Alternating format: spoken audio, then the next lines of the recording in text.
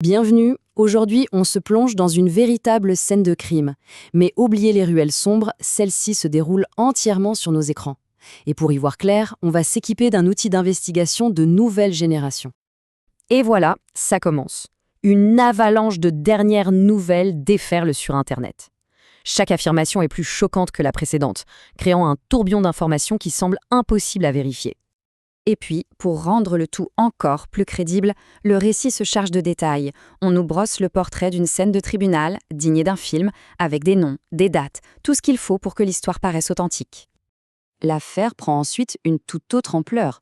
On parle de complots internationaux avec des conséquences bien réelles, comme la saisie de propriétés historiques. Bref, les enjeux ne cessent de monter. Face à ce déluge de récits qui se contredisent, une question se pose, évidemment: comment démêler le vrai du faux?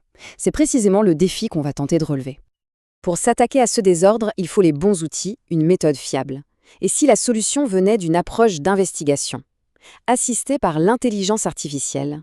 Le concept clé, c'est ce qu'on appelle l'ancrage de l'IA. Le principe est assez simple, mais il est redoutablement efficace. En gros, on crée une sorte de salle des scellés numérique. L'IA est obligée de travailler uniquement avec les documents qu'on lui fournit. Impossible pour elle d'aller chercher des infos ailleurs, ou pire, de les inventer.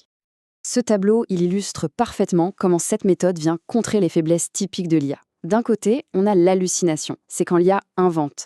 Là, on la force à citer ses sources pour chaque affirmation. De l'autre, il y a ce qu'on pourrait appeler la politesse sociale, cette tendance à être d'accord avec nous. Pour contrer ça, on utilise des requêtes conçues pour la mettre au défi, pour lui demander de trouver la faille.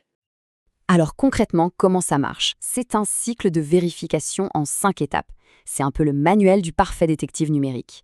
On rassemble les preuves, on pose des questions précises, on exige des citations pour chaque réponse, on synthétise pour trouver les incohérences et on recommence jusqu'à ce que la vérité éclate. Allez, à cette théorie, passons à la pratique. On va appliquer cette méthode point par point aux affirmations qu'on a vues au tout début. On commence avec le premier élément, cette fameuse scène au tribunal. On se souvient, un juge, une date précise, une altercation, tout y est pour que ça ait l'air vrai. Notre approche, ça va être de poser une question très ciblée à l'IA. On ne lui demande pas son avis, on ne lui demande pas d'interpréter, on lui demande une preuve, un extrait de texte noir sur blanc qui corrobore l'histoire. Alors, qu'est-ce que l'IA a trouvé? Eh bien, c'est le néant. L'IA, qui, je le rappelle, est confinée à nos sources, nous le dit clairement, ce juge et cet événement n'existent tout simplement pas dans les documents. La base de l'histoire vient de s'effondrer. Ok, premier mensonge débusqué. Passons maintenant à la deuxième grosse affirmation, cette décision de la Cour suprême qui aurait, soi-disant, tout fait basculer.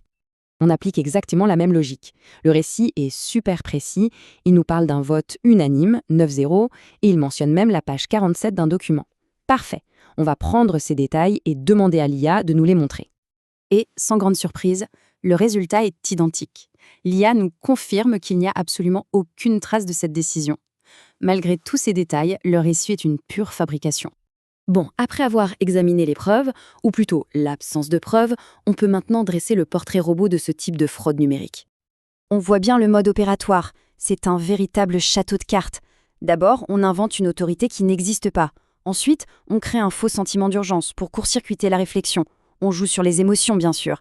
Et le plus malin, c'est cette illusion du détail, des petits faits précis mais invérifiables pour donner une impression de légitimité. Mais au final, quand on gratte un peu, il n'y a rien. Tout ça nous amène à la question la plus importante. Concrètement, comment on se protège? La réponse, c'est en changeant notre état d'esprit, en adoptant celui de l'enquêteur.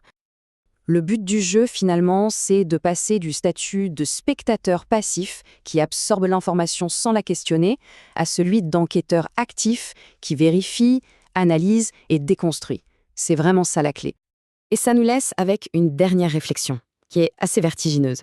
À une époque où une intelligence artificielle peut générer une histoire parfaitement crédible en quelques secondes, est-ce que notre propre esprit critique, notre scepticisme, n'est pas finalement le seul outil qui nous reste qui soit vraiment authentique ?